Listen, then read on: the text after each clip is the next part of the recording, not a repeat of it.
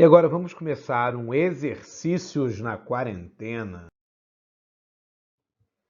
Turma de 8º ano, e nesses exercícios nós vamos trabalhar questões dos módulos 1, 2 e 3. Só para explicar, gente, que essa ideia dos exercícios na quarentena é da gente pegar 5 questões mais cabeludas, vamos dizer assim, né? 5 questões de Enem, 5 questões mais difíceis, mais complexas de se trabalhar, e nós vamos resolvê-las juntos. Então a gente vai dissecar essas questões, né? A gente vai ler junto, vai tentar ir adivinhando quais são as respostas e vamos conferir aí um gabarito comentado de 5 questões. Beleza? Então vamos lá. Primeira pergunta sobre a matéria de indicadores sociais. A pergunta é: renda per capita é um indicador muito utilizado para mensurar. Mensurar significa medir. Atenção àquelas palavrinhas que às vezes vocês não dominam, mas que aparecem nesse tipo de questão. Então, renda per capita é um indicador muito utilizado para medir a situação econômica de um país. Seu cálculo é realizado pela... Vamos ver então qual opção contém a... como se calcula a renda per capita. A. Diferença entre quantidade de nascimentos e óbitos em um país. A gente falou disso, mas não tem nada a ver com renda, né? B. Soma de todos os rendimentos de um país durante o ano. Rendimento, renda, será? C. Divisão da renda nacional, ou PNB. PNB, que significa Produto Nacional Bruto, pelo número de habitantes de um determinado país. Então, eu vou pegar a renda total que é produzida num país, toda a renda produzida, e vou dividir pelo número total de habitantes. Renda dividido por habitantes. Também é renda, pode ser. D. Soma de todas as riquezas de um país em determinado ano. Bom, parecido com a B, né? Todos os rendimentos, todas as riquezas, a B e D estão parecidas. Não, isso não é um bom sinal numa questão. Se duas alternativas são muito parecidas, pode ser que as duas não sejam, né, nenhuma das duas seja para se marcar. A alternativa é divisão entre o número de habitantes e a extensão territorial de um determinado país. Curioso que também escutamos essa divisão, mas isso não fala de renda. Então, qual você acha que é a resposta certa? A, B, C, D ou E? E aí, o que vocês acham? Qual é a resposta que vocês vão dar? Um tempinho aí para vocês pensarem.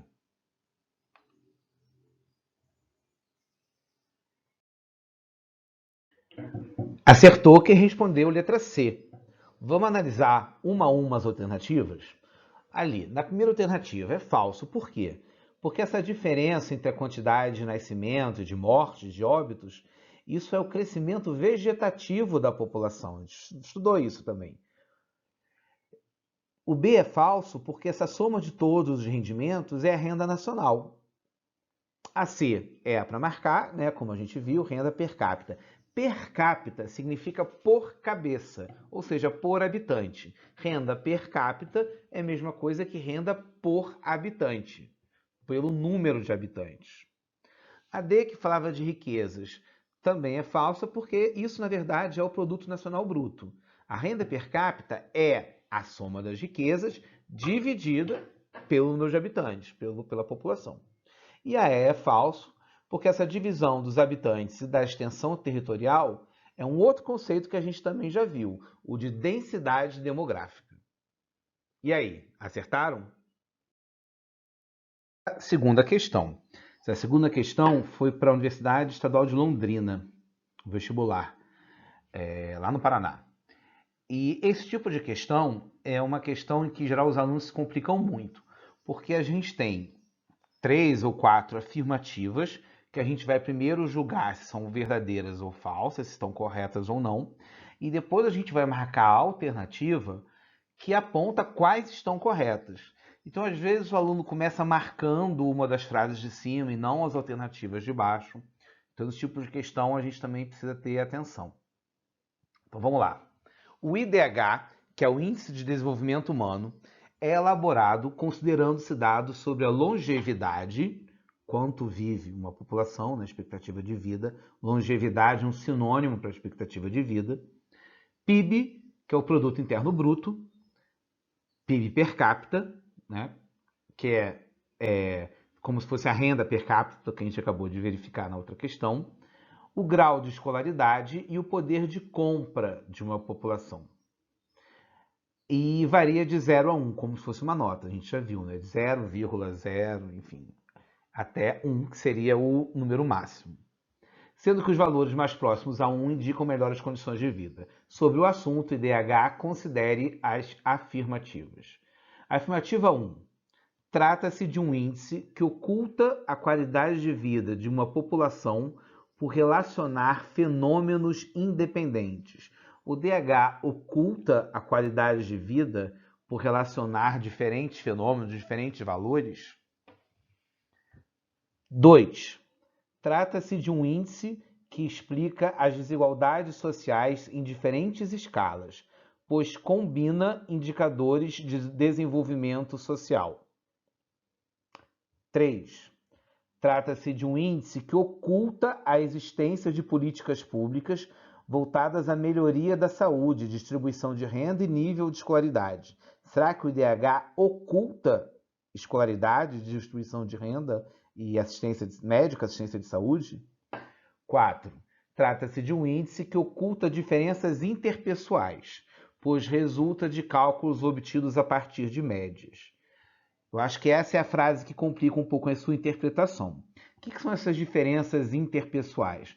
Bom, dizer que um país tem um IDH bom ou alto, uma nota 0,8, por exemplo, indica que, na média, aquela população tem uma qualidade de vida. Porém, será que todos nessa população têm essa qualidade de vida? Ou alguns têm uma ainda maior e outros uma bem pior? Isso que seriam essas diferenças interpessoais, as desigualdades entre um grupo e outro da mesma população.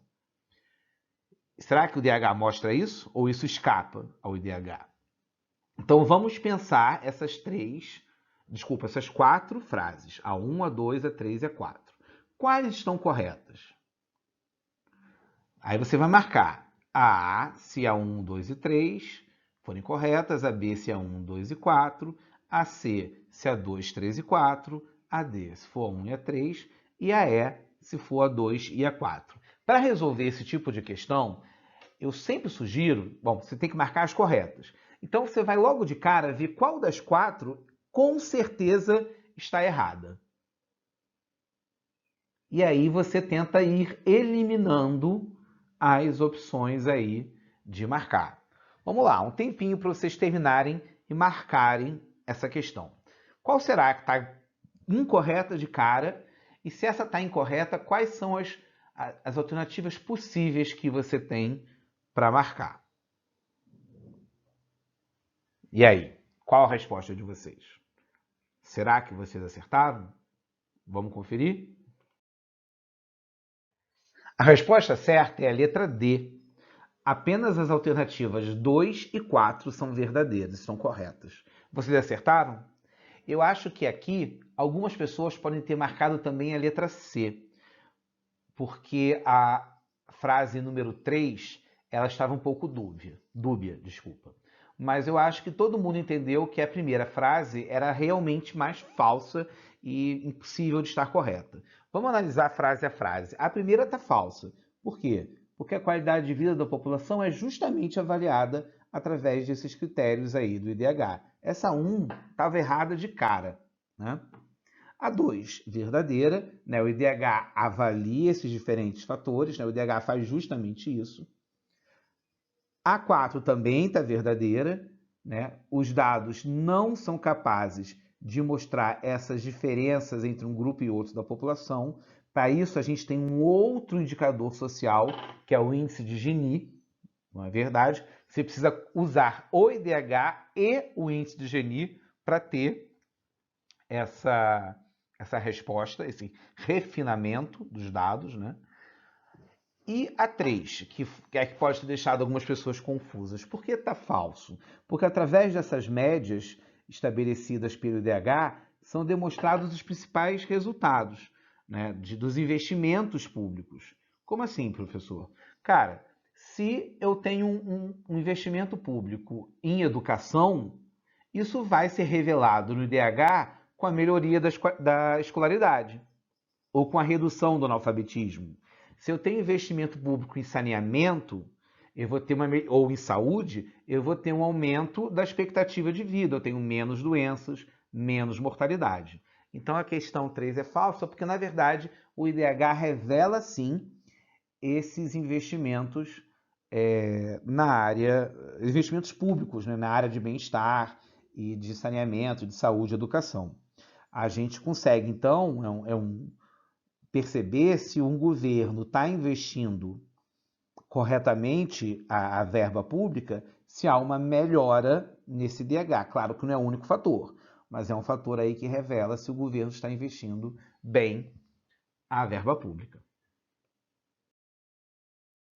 Terceira questão, uma questão da UF, Universidade Federal Fluminense de Niterói. Grande UF, estudei lá essa questão do vestibular de 2011.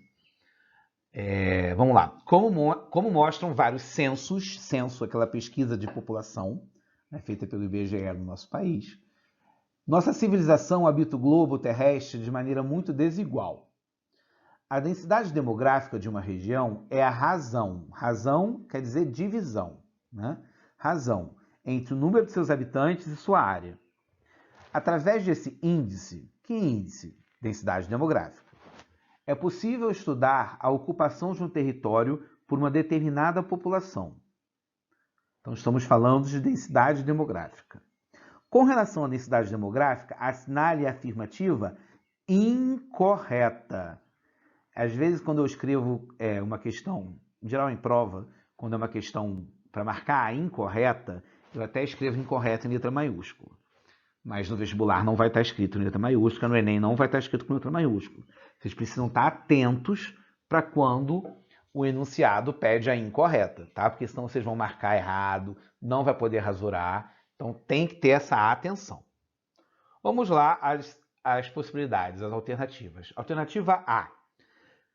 Se o número de habitantes de uma região dobra e sua área permanece a mesma, então a densidade demográfica dessa região também dobra. Isso é verdade?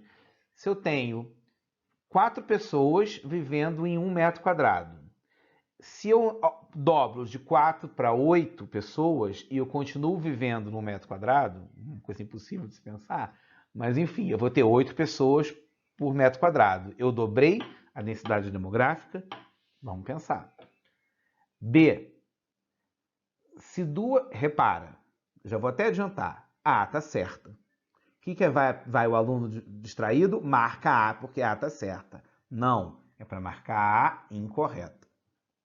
Vamos lá, já dei um spoiler aí para vocês. Alternativa B. Se duas regiões possuem o mesmo número de habitantes, então a região com maior área possui uma densidade demográfica maior. Se eu tenho o mesmo número de habitantes, mas a área de um lugar é maior área, a densidade vai ser maior ou menor? Complicou aí para vocês? Pensem bem. Vamos ler a C. Se duas regiões possuem a mesma área, então a região com maior número de habitantes possui uma densidade demográfica maior. Mais habitantes na mesma área, densidade demográfica maior. Parece certo, parece legítimo. Vamos ver se é mesmo depois? D. Se duas regiões possuem mesma área e mesmo número de habitantes, então elas possuem a mesma densidade demográfica. Faz todo sentido, né, meu povo? Se são os mesmos valores, mesma densidade demográfica. 4 dividido por 2 e 4 dividido por 2 vão dar o mesmo valor, correto? A alternativa é, se uma região tem 150 mil habitantes e área igual a 7 milhões e 500 mil quilômetros quadrados, Então, sua densidade demográfica é igual a 20 habitantes por quilômetro quadrado. Aí você suspira assim, meu Deus, vou ter que fazer conta. Vai. Meu Deus, tem um monte de zero. Pois é, tem um monte de zero. O que você vai fazer com esse monte de zero, meu querido? Cortar. Então, eu tenho 5 zeros ali que não nos servem para nada. Então, na verdade, eu vou dividir o quê?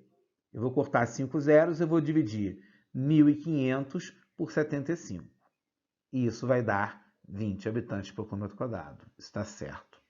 Tá bom? Então, qual foi a que você marcou como incorreta? Qual alternativa está incorreta? Vamos ver? Podemos conferir? Acertou quem falou que a B estava incorreta. Exatamente. Densidade demográfica, né, a explicação de densidade demográfica é a divisão do número de habitantes pela área habitada por eles. Então, né, quanto maior a área, quanto mais área sobrando eu tiver, menor vai ser a densidade demográfica. Tá bom? E aí eles dão um exemplo aí, ó. Uma cidade qualquer, uma cidade qualquer no interior de Minas Gerais, 2 bairros. No bairro A, eu tenho 1.000 habitantes e eu tenho 500 metros quadrados. No bairro B, eu também tenho 1.000 habitantes, mas eu tenho 1.000 metros quadrados. E a densidade demográfica do bairro A é o dobro da densidade demográfica do bairro B. Só um exemplo aí para a gente entender. Na verdade, em se falando de densidade demográfica, quanto maior a área, menor a densidade demográfica. Estamos na questão 4 agora. Vamos falar de transição demográfica. O processo de transição demográfica ocorre tanto no Brasil quanto em outros países, tendo-se consolidado também é uma palavra que a geografia adora, né? Consolidado, estabilizado, né? Uma coisa que já está permanente, uma coisa que já está estável, já está faz um tempo acontecendo, já está fixa. Isso é consolidado. Tendo-se consolidado de forma mais notória, outra palavrinha aí que não é do uso comum de vocês. Notória é assim, mais importante, mais perceptiva, mais fácil de ser notada. Fácil de ser notada, notória. Então vou ler repetido agora. Repetindo. O processo de transição demográfica ocorre tanto no Brasil quanto em outros países, tendo se consolidado de forma mais notória em alguns países da Europa. Esse conceito diretamente se relaciona às taxas de natalidade e de mortalidade. Haja visto que se entende por transição demográfica. O que se entende por transição demográfica? Se entende por transição demográfica, alternativa A queda das taxas de mortalidade com posterior decréscimo da natalidade, com explosão demográfica no primeiro momento e uma posterior estabilização. Parece legítimo, parece certo. Parece também um monte de palavra, eu posso estar me enganando. Vamos ler o resto. B. O aumento das taxas de mortalidade e também de natalidade, ou seja, aumentou o número de mortes, aumentou o número de nascimentos, com alto índice de reposição transitória da população. Professor, eu não tenho a menor ideia do que seja reposição transitória, mas você sabe o que é taxa de mortalidade e natalidade. Elas aumentam? Elas estão aumentando? Acho que não. C. A inversão da pirâmide etária graças ao controle da natalidade e ao insucesso do aumento da expectativa de vida. Começou muito bem essa questão, né? Inversão da pirâmide etária, porque a pirâmide deixa de ter uma base larga para ter uma base estreita. Também o controle da natalidade, até aí está certo. Mas insucesso do aumento da expectativa de vida, as pessoas estão vivendo menos. Bom, em tempos de corona a gente até teme isso, mas não, tá? Não há um insucesso do aumento da expectativa de vida. Hoje, a expectativa de vida é muito mais alta do que há 100 anos atrás, do que há 200 anos atrás. Na Idade Média, a gente tinha expectativa de vida de 40, 50 anos. Hoje a gente chega a 80. Então, a gente tem aumentado bastante a nossa expectativa de vida.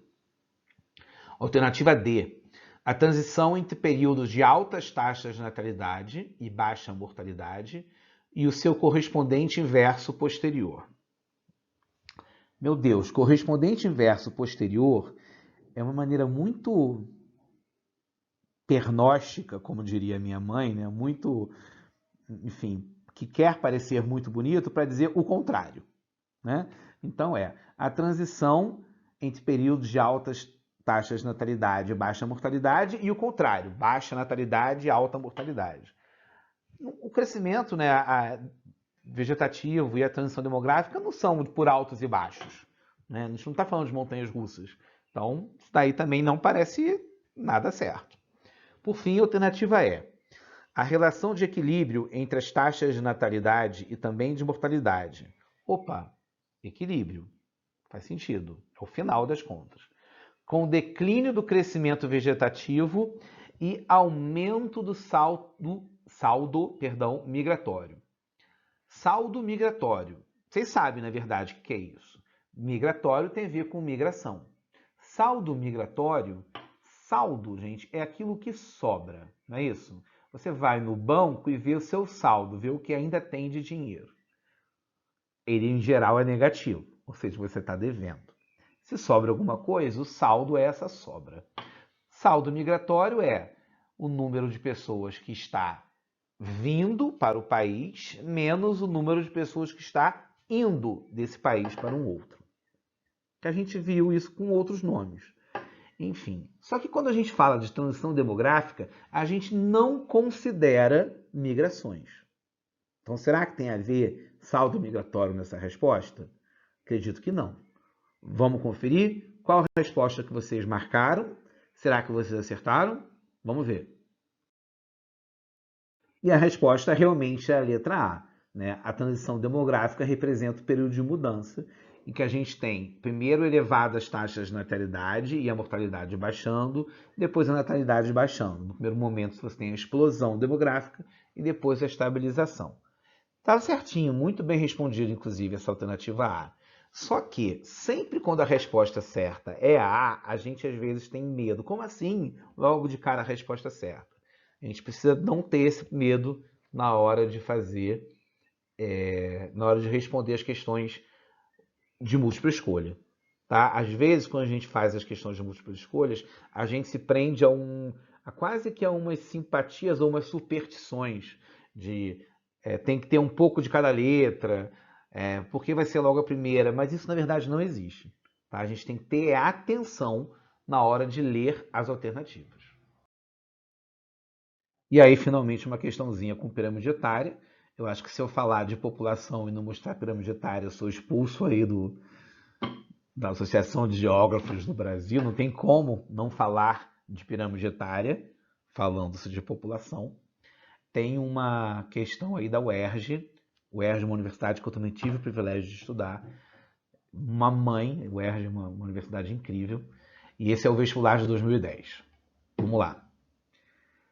Nas duas últimas décadas, o governo federal vem propondo ações no sentido de oferecer uma resposta às transformações da composição etária da população brasileira. Essas ações têm seguido uma tendência que se manifesta mais diretamente na seguinte iniciativa. Então, qual dessas iniciativas aí, listadas abaixo, são 4 opções, o vestibular da UERJ sempre fornece apenas 4 opções, qual delas contém uma iniciativa do governo federal que tem a ver com as transformações, né, na pirâmide etária da população brasileira. A gente acompanha aí com essa imagem, a gente também já estudou e sabe que a pirâmide etária do Brasil está afinando, ou seja, a base está mais estreita e o topo mais preenchido. A gente tem um número de idosos maior e um número menor de crianças. Então, opção A, revisão das bases da legislação sindical, dos sindicatos. Vocês ouviram algo sobre isso? Isso tem a ver com faixa etária? B, alteração das regras da Previdência Social. Previdência Social é aposentadoria. A aposentadoria tem a ver com faixas etárias? Sim, porque quem se aposenta são os idosos. Então, se eu tenho um número maior de idosos, eu tenho um número maior de pessoas precisando da aposentadoria, da Previdência Social. C. Expansão das verbas para o ensino fundamental. Eu preciso expandir verbas para o ensino fundamental quando tem, quer dizer, na verdade a gente deveria expandir sempre, né? E a gente sabe muito bem disso. Mas essa seria uma medida demográfica, né, a ver com a população, quando a gente tivesse uma população de crianças crescente. A gente não tem isso no Brasil. B. Ampliação dos programas de prevenção sanitária. A questão sanitária no Brasil é seríssima. A questão sanitária do Brasil deveria ser objeto de todos os governos, só que isso não atinge uma faixa etária específica, né? Infelizmente, os problemas sanitários atingem toda a população.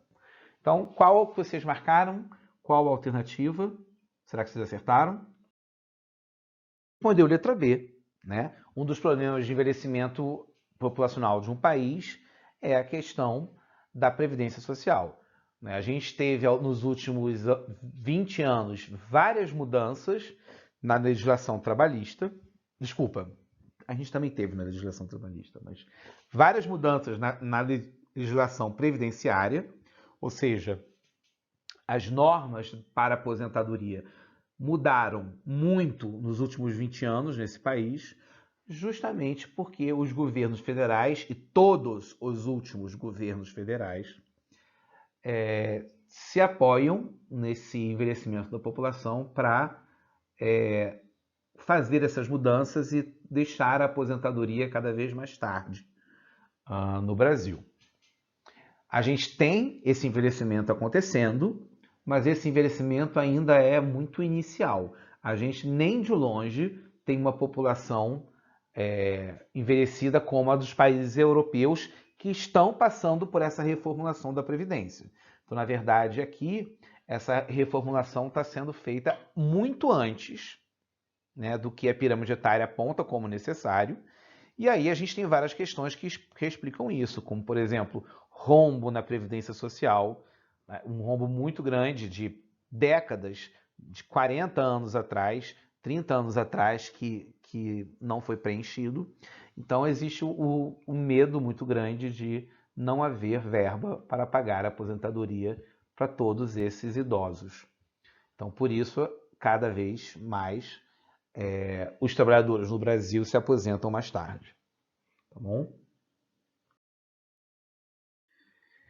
Bom, espero que vocês tenham gostado desse esquema de exercícios. É uma coisa nova. Vamos testar para ver se fica legal. E encerro, como sempre, pedindo para vocês virem com atenção, aproveitarem esse material. A gente está fazendo esse material com muito carinho para os alunos, porque a gente acha que a gente precisa aproveitar esse momento para manter esse contato,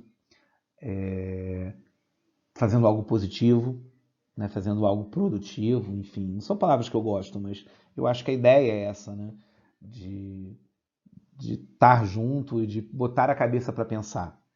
A gente precisa muito pensar, né? A gente precisa valorizar muito a ciência, a gente precisa valorizar muito o conhecimento científico, conhecimento crítico, conhecimento criativo, né? Isso importa muito nos dias de hoje. A gente tem que ter uma solidariedade muito grande também com os familiares desses milhares de mortos que a gente tem no Brasil hoje. A nossa situação é muito triste, muito vergonhosa. E espero que vocês estejam bem, que se cuidem, que se protejam e que protejam as pessoas ao seu redor. Mais uma vez eu falo que imagens e textos utilizados nesse material são retirados da internet, não há nenhum fim lucrativo. E se você é dono dos direitos autorais e quiser pedir para que essas imagens, esse conteúdo saia daqui, é só avisar, você manda. Tá bom? O objetivo aqui é só ajudar os alunos. Um grande abraço.